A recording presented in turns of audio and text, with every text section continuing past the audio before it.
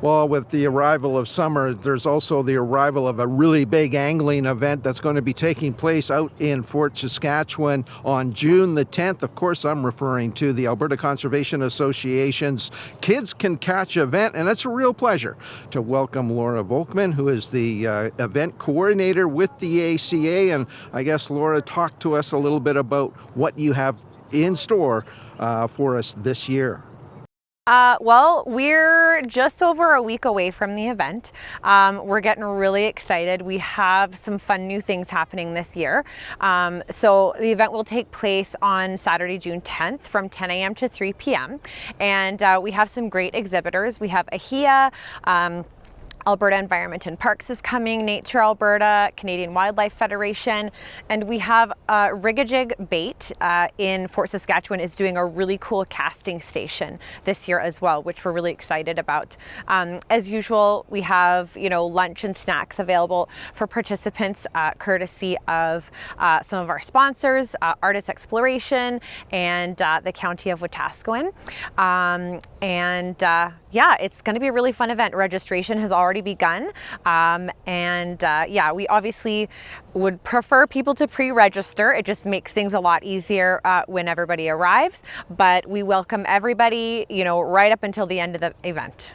So maybe just take us back a little bit and what was the reasoning behind holding an event like this? Well, we really wanted to create a way for families and individuals and kids to be able to try fishing with no barriers at all. Whether it's a financial barrier or just lack of knowledge, we just wanted to kind of bring everything together so that people could come to the event.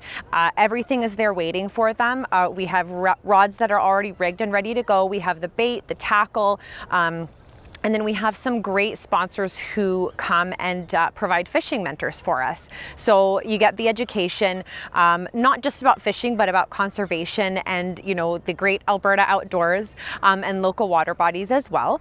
But then you're also able to have a chance to actually try fishing out and see what it's like. And hopefully people will learn to love it and enjoy it and, continue on through the rest of their lives.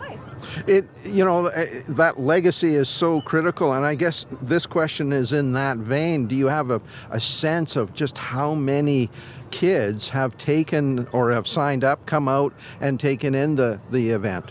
We do. So the events have been happening. Kids Can Catch first started 11 years ago, and we've had about 131 events, and we've had almost 22,000 participants at those events combined.